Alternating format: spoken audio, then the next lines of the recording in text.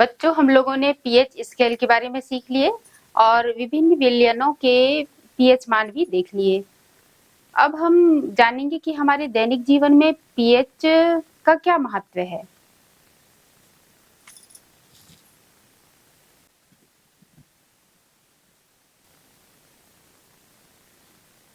हमारे दैनिक जीवन में पीएच का महत्व है। हमारा शरीर 7 से 7.8 पीएच परास के बीच में कार्य करता है और ये सिर्फ सीमित परास में ही हमारा शरीर जीवित रह सकता है। और जब वर्षा जल का पीएच मान 5.6 से कम हो जाता है तो उसे अम्लीय वर्षा कहते हैं। और ये वर्षा जब नदियों में प्रवाहित होता है तो नदी में रहने वाले जलीय जीवों का जीवन कठिन हो जाता है। तो हमारा जो शरीर है वो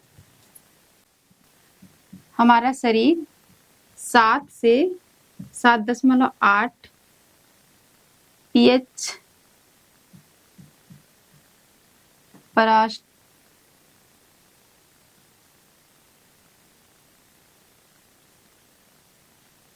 तक जीवित रहता है। तो आपको ध्यान रखना है, हमारा शरीर 7 से 7.8 पीएच परास तक ही जीवित रहता है। हमारे जीवन में पीएच के महत्व के अंतर्गत हम मिट्टी के पीएच परास के बारे में जानेंगे। पीएच, मिट्टी का पीएच परास, फिर हमारे पाचन तंत्र का पीएच परास,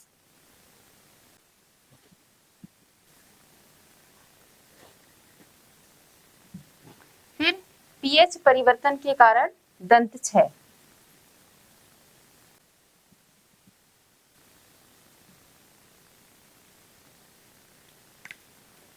मिट्टी का पीएच परास, अच्छी उपज के लिए पौधों को एक विशिष्ट पीएच परास की आवश्यकता होती है। इसके लिए मिट्टी का पीएच परास 6.5 से 7.3 के बीच में होना चाहिए।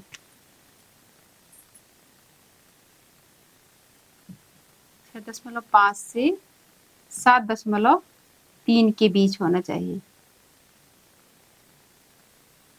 इससे पौधे का जो विकास है वो स्वस्थ रूप से होता है। इसके बाद पाचन तंत्र का पीएच। एक अत्यंत ही रोचक बात है कि हमारा जो उदर है वो पाचन क्रिया के दौरान हाइड्रोक्लोरिक अम्ल उत्पन्न करता है। ये शरीर, हमारे जो उदर है उसको हानि पहुंचाए बिना शरीर जो भोजन का पाचन है उसमें सहायता करता है। और जब अपच की स्थिति होती है तो हाइड्रोक्लोरिक अम्ल बहुत ज्यादा उत्पन्न होने लगता है। तो इस स्थिति में उदर में दर्द या जलन होने लगता है। तो ऐसी स्थिति में एक एंटासिड नाम की दवा दी जाती है, जो एक क्षार वाली दवा है ये। तो इसको खाने से जो दर्द या जलन है वो बंद हो जाता है। एंटासिड अम्ल की जो अधिक मात्रा है उसको उदासीन कर देता है और ये दवा मिल्क ऑफ मैग्नीशिया का बनता है। तो हमारा शरीर पाचन क्रिया के दौरान उदर में से हाइड्रोक्लोरिक अम्ल उत्पन्न होता है। ध्यान रखना आप लोग, हमारे पाचन क्रिया के दौरान हाइड्रोक्लोरिक अम्ल उत्पन्न होता है। इसके बाद पीएच परिवर्तन के कारण दंत क्षय। मुंह का पीएच मान 5.5 से कम होने के कारण दंत क्षय प्रारंभ हो जाता है और हमारा दांत कैल्शियम हाइड्रोक्सी एपेटाइट, जो कैल्शियम फास्फेट का क्रिस्टलीय रूप होता है, इसका बना होता है। और जब मुंह का पीएच मान 5.5 से कम हो जाता है तो ये दांत संक्षारित होने लगते हैं और भोजन के पश्चात जो अवशिष्ट शर्करा है वो शर्करा है, इनको बैक्टीरिया इनका निम्नीकरण करते हैं और अम्ल उत्पन्न करते हैं। और इससे बचने के लिए खाना के पश्चात मुंह की सफाई कर सकते हैं और क्षारकीय दंत मंजन का उपयोग करके इससे बचा जा सकता है। ये क्षारकीय दंत मंजन अम्ल की अधिक मात्रा को उदासीन कर देते हैं। इस प्रकार दंत क्षय को रोका जा सकता है। दंत क्षय होता है मुंह का पीएच मान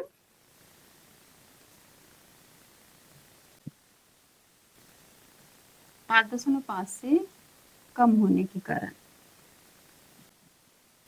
इसके बाद अगला टॉपिक है पौधों एवं पशुओं से उत्पन्न अम्लों से सुरक्षा। हम खुद की सुरक्षा कैसे कर सकते हैं?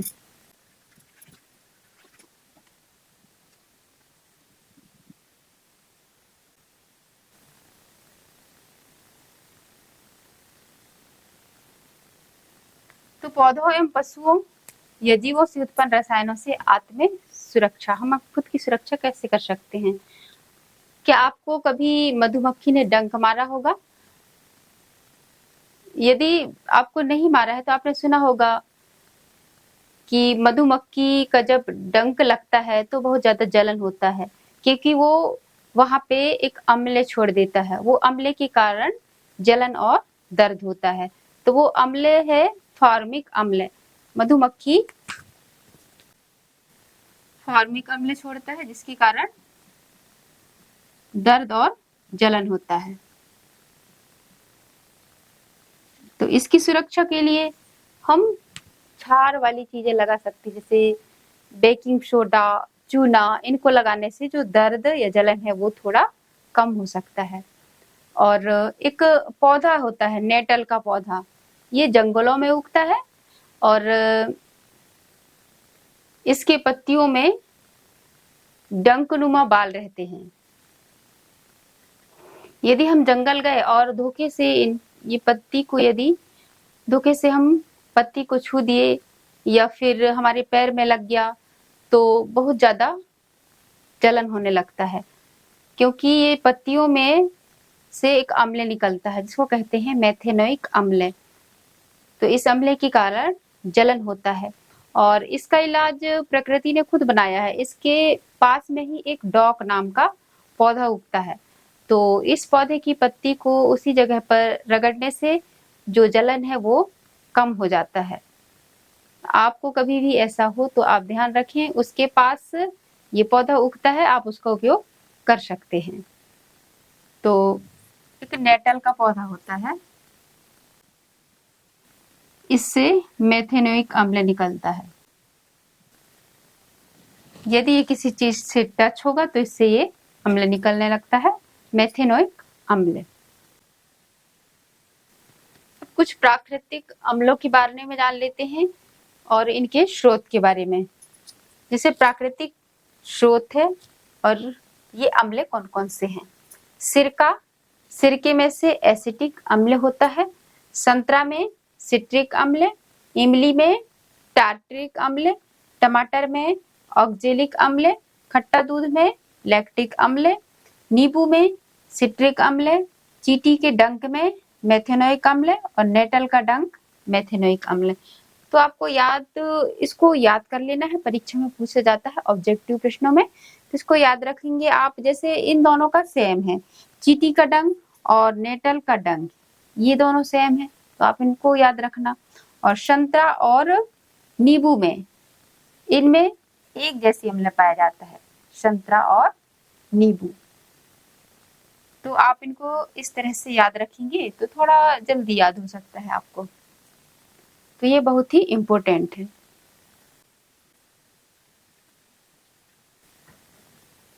अब अगला टॉपिक है लवण से संबंधित जानकारी।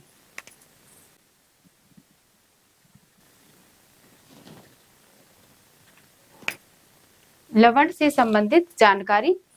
पिछले भाग में हमने विभिन्न प्रकार के जो लवण हैं उनको बनते देखा है और अब हम पढ़ेंगे लवण के नाम और साथ साथ उनके गुणधर्म और उपयोग के बारे में जानेंगे। तो हम पहले सीख चुके हैं कि जब अम्ल और क्षार दोनों अभिक्रिया करते हैं तो लवण और पानी बनता है। अम्ल प्लस क्षार, इन दोनों की अभिक्रिया से लवण और पानी बनता है। और जब ये दोनों प्रबल रहेंगे, हमने प्रबल अम्ल और दुर्बल अम्ल और क्षार के बारे में सीखा है। तो जब अम्ल प्रबल होगा और क्षार दोनों प्रबल होंगे तो जो लवण होगा वो कैसा होगा, चलिए देख लेते हैं। जब अम्ल प्रबल हो, प्रबल अम्ल और प्रबल क्षार, इनके बीच में अभिक्रिया होगी तो जो लवण होगा वो उदासीन लवण होगा। प्रबल अम्ल और प्रबल क्षार ये दोनों अभिक्रिया करेंगे तो जो लवण प्राप्त होगा वो उदासीन होगा। और मान लो की बात, एक प्रबल अम्ल है और जो क्षार है वो दुर्बल है, तो जो लवण प्राप्त होगा वो अम्लीय होगा। प्रबल अम्ल और दुर्बल क्षार, इनके बीच में अभिक्रिया होगी तो जो लवण होगा वो अम्लीय होगा, क्योंकि प्रबल अम्ल है इसलिए जो लवण प्राप्त हो रहा है वो अम्लीय होगा। और जब दुर्बल अम्ल और प्रबल क्षार होगा, दुर्बल अम्ल और क्षार हो प्रबल, जब क्षार प्रबल होगा तो जो लवण है वो क्षारीय होगा, क्षारकीय लवण। तो ये परीक्षा में आता भी है, आपको ध्यान रखना है, आपको याद रखना है। कंफ्यूजन लगता है लेकिन आप इससे याद रखेंगे। जब अम्ल प्रबल होगा तो जो लवण होगा वो अम्लीय होगा, और इसमें प्रबल क्षार है तो जो लवण प्राप्त हो रहा है वो क्षारकीय है, और जब दोनों प्रबल हैं तो उदासीन हो जाएगा। तो इनका पीएच मान होगा, उदासीन है तो इसका पीएच मान 7 होगा, और अम्लीय है तो 7 से कम, और इसका पीएच 7 से अधिक होगा। तो ये भी पूछ लिया जाता है कि जब दुर्बल अम्ल और प्रबल क्षार अभिक्रिया करेंगे तो उसका जो लवण है उसका पीएच मान कितना होगा, तो आप लिखेंगे 7 से अधिक। इसके बाद अगला टॉपिक है साधारण नमक। साधारण नमक भी एक लवण है। साधारण नमक ये भी एक लवण है जो हाइड्रोक्लोरिक अम्ल और सोडियम हाइड्रोक्साइड के बीच में अभिक्रिया होने से प्राप्त होता है।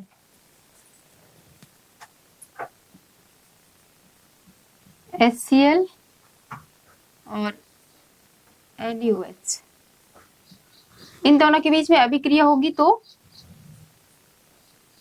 NaCl प्लस H2O प्राप्त होगा।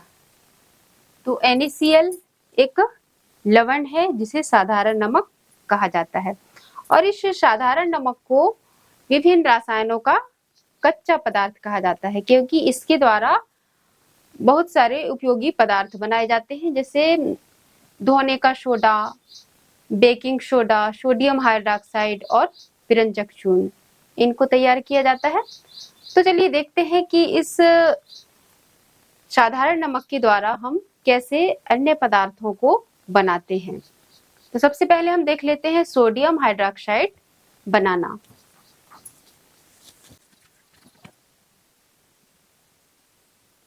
NaOH, सोडियम हाइड्रोक्साइड या NaOH को कैसे बनाते हैं, तो इसको चलिए कैसे बनाया जाता है इसको चित्र के माध्यम से समझ लेते हैं।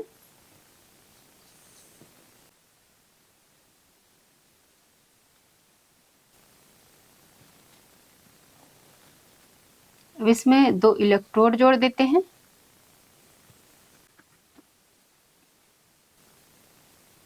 इस तरफ धनावेश, इस तरफ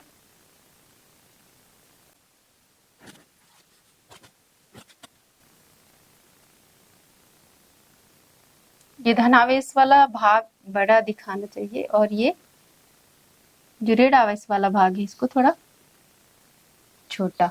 इसको बोलते हैं एनोड, ये कैथोड।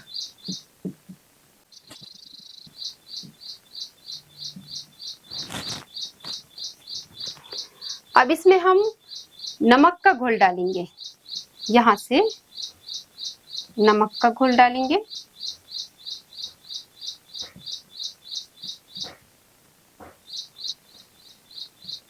NaCl और पानी, इन दोनों का घोल डालेंगे यहां से और इसमें विद्युत धारा प्रवाहित करेंगे। जब इसमें विद्युत धारा प्रवाहित होगी, यहाँ पे एक पतली झिल्ली,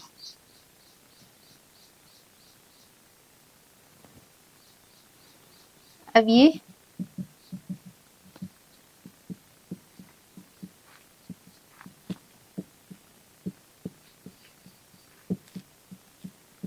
नमक का घोल है, एक विलयन है। अब इसमें विद्युत धारा प्रवाहित करेंगे तो इसमें रासायनिक अभिक्रिया होगी।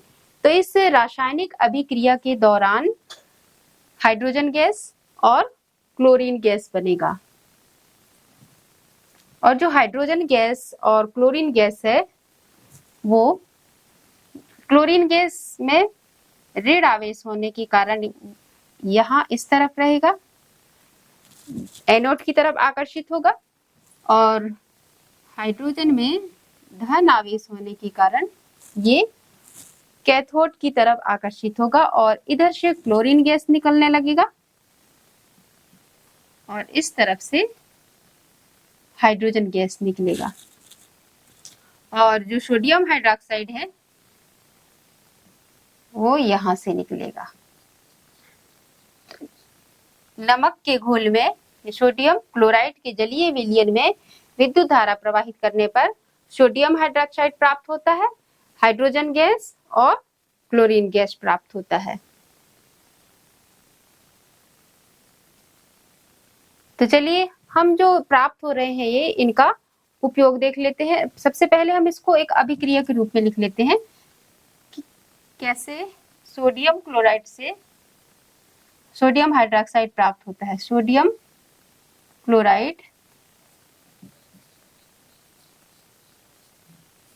के जलीय विलयन में विद्युत धारा प्रवाहित करेंगे तो सोडियम हाइड्रोक्साइड और क्लोरीन गैस, हाइड्रोजन गैस प्राप्त होगा।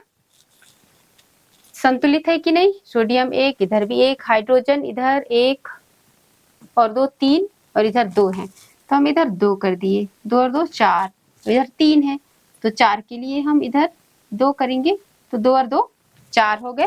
क्लोरीन भी दो है, इधर क्लोरीन दो है और इधर एक है तो हम यहाँ दो लिख देंगे। अब समीकरण संतुलित हो गया। सोडियम क्लोराइड के जलीय विलयन में विद्युत धारा प्रवाहित करने पर सोडियम हाइड्रोक्साइड प्राप्त होता है। इसी को क्लोर क्षार अभिक्रिया कहते हैं, क्योंकि इसमें सोडियम हाइड्रोक्साइड एक क्षार है और क्लोरीन प्राप्त हो रहा है, इसीलिए इसको क्लोर क्षार अभिक्रिया नाम दिया गया है। तो परीक्षा में आता है क्लोर क्षार अभिक्रिया क्या है।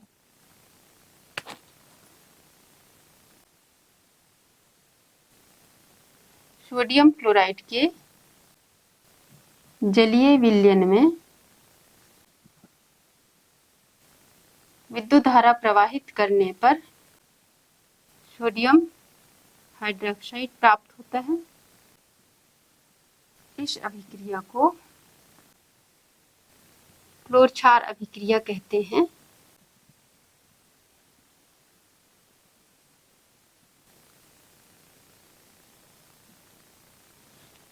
इस अभिक्रिया क्लोर क्षार अभिक्रिया क्यों कहते हैं? क्योंकि इसमें उत्पाद के रूप में सोडियम हाइड्रोक्साइड क्षार और क्लोरीन गैस प्राप्त होता है।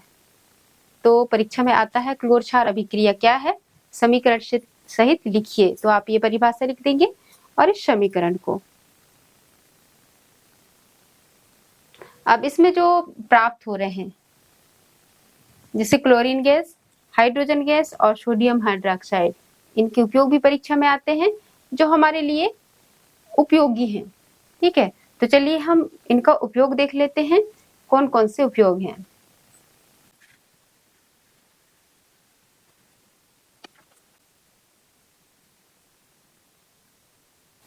अब क्लोर क्षार अभिक्रिया के महत्वपूर्ण उत्पादों के उपयोग।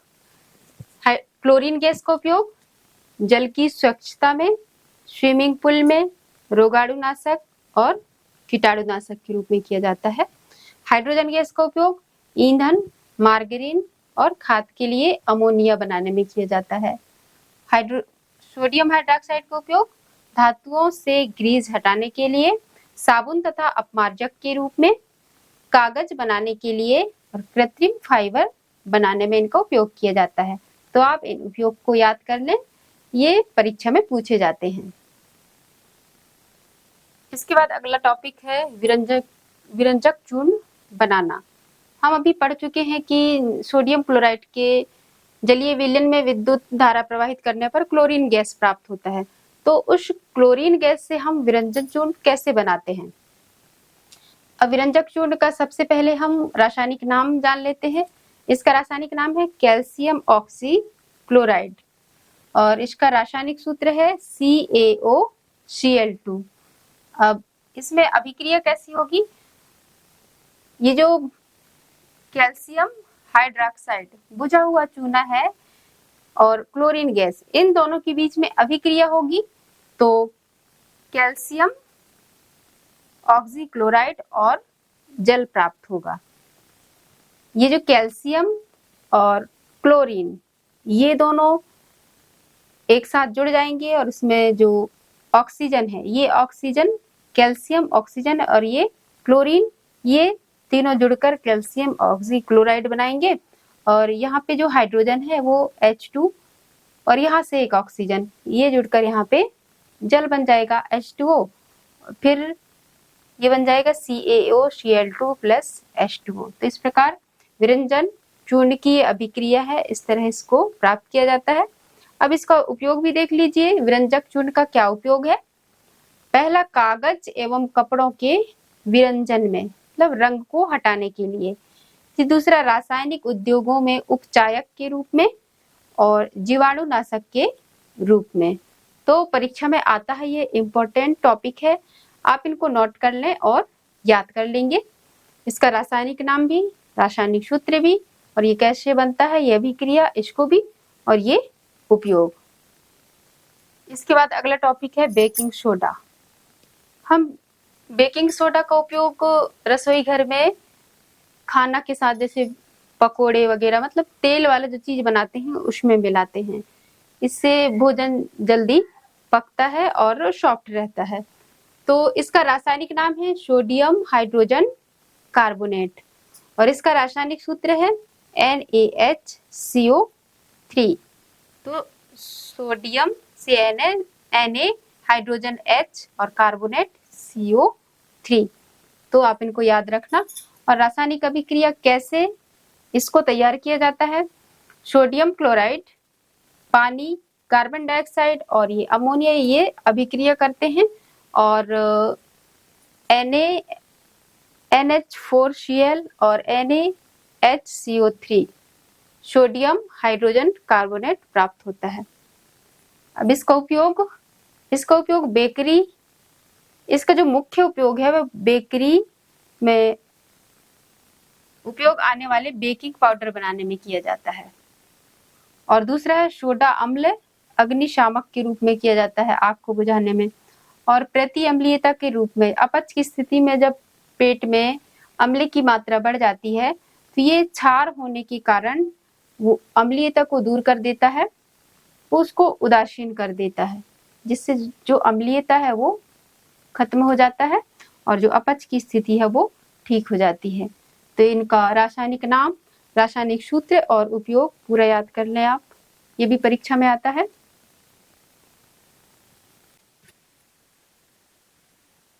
इसके बाद हम देख लेते हैं सोडियम कार्बोनेट का निर्माण कैसे होता है। अभी जो हमने देखा सोडियम हाइड्रोजन कार्बोनेट, इसमें बहुत अधिक मात्रा में ऊष्मा देंगे, इसको बहुत अधिक मात्रा में गर्म करेंगे तो सोडियम कार्बोनेट प्राप्त होगा, जल और कार्बन डाइऑक्साइड प्राप्त होगा। तो आप ये भी याद रखेंगे कि सोडियम कार्बोनेट किससे बनता है? सोडियम हाइड्रोजन कार्बोनेट से बनता है, सोडियम कार्बोनेट। इसके बाद है धोने का सोडा। इसका रासायनिक नाम है सोडियम कार्बोनेट डेका हाइड्रेट। रासायनिक सूत्र है Na2CO3 10H2O। जो डेका है वो 10 को बोलते हैं डेका और H2O हाइड्रेट, और ये सोडियम कार्बोनेट डेका हाइड्रेट। तो इसको दोनों को मैच करती हुए आप याद करना, तो ये दोनों एक साथ याद हो जाएंगे। और इनको अलग अलग याद करेंगे तो फिर आपको रटना पड़ेगा, तो रटने से याद नहीं होगा। दोनों को आप मैच करते हुए, जैसे सोडियम ये हो गया कार्बोनेट 10 डेका और ये हाइड्रेट जल। अब इसकी रासायनिक अभिक्रिया सोडियम कार्बोनेट, अभी हम जो सोडियम कार्बोनेट देखे थे वो और पानी के 10 अणु ये दोनों मिलकर अभिक्रिया करेंगे और Na2CO3 और 10H2O प्राप्त होगा, मतलब धोने का सोडा प्राप्त होगा। इसका उपयोग है कांच, साबुन और कागज उद्योगों में किया जाता है।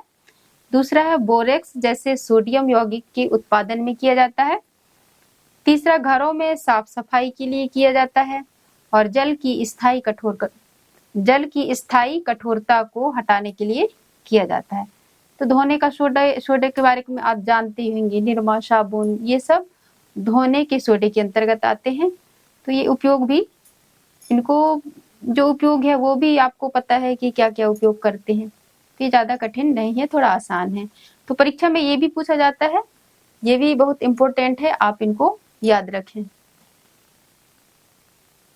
इसके बाद जिप्सम एक लवण है। जिप्सम भी एक लवण है जो क्रिस्टलन का जल होता है और इसमें क्रिस्टल के जल के 2 अणु होते हैं। इसका रासायनिक सूत्र है calcium sulphate 2H2O। Calcium sulphate और पानी के 2 अणु हैं इसमें। इसके बाद अगला topic plaster of Paris. Plaster of Paris का रासायनिक नाम है कैल्शियम सल्फेट अर्ध हाइड्रेट। अर्ध हाइड्रेट को ही हेमी हाइड्रेट कहा जाता है। कैल्शियम सल्फेट अर्ध मतलब आधा, हाइड्रेट मतलब जल, आधा जल है या हेमी हाइड्रेट बोलते हैं। तो आप इनका रासायनिक नाम और ये सूत्र भी दोनों को मैच करते हुए याद कर लें। और रासायनिक अभिक्रिया है इसका कैल्शियम सल्फेट 2H2O, मतलब जिप्सम को, ये जो जिप्सम है इसको 373 केल्विन ताप पर गर्म करेंगे तो कैल्शियम सल्फेट अर्ध हाइड्रेट या इसी कहते हैं प्लास्टर ऑफ पेरिस प्राप्त होता है। तो जिस आप ध्यान रखना कि जिप्सम को 373 केल्विन ताप पर गर्म किया जाता है तो प्लास्टर ऑफ पेरिस प्राप्त होता है, जिसका रासायनिक सूत्र ये है। और इसका उपयोग पहला टूटी हड्डियों को जोड़ने के लिए प्लास्टर चढ़ाने में इसका उपयोग किया जाता है, और दांत लगाने के लिए सांचे बनाने का उपयोग किया जाता है, और अग्निरोधक सामान बनाने में किया जाता है। मूर्तियां, खिलौने, चौक एवं सजावटी सामान बनाने में किया जाता है। तो ये उपयोग आसान है, आप इनको याद कर लें। और ये जो ध्यान रखना, प्लास्टर ऑफ पेरिस एक कठोर पदार्थ होता है, हड्डियों के समान ये कठोर पदार्थ है। तो आप इनको याद रखें, ये बहुत ही इम्पोर्टेंट टॉपिक है, परीक्षा में अक्सर पूछा जाता है ये। तो बच्चों आज से हमारा ये अध्याय 2 का टॉपिक समाप्त हुआ। अब इसके बाद हम अध्याय 2 के महत्वपूर्ण प्रश्नों को जानेंगे कि कौन कौन से महत्वपूर्ण प्रश्न हैं जो तिमाही, छमाही और वार्षिक परीक्षा में आते हैं।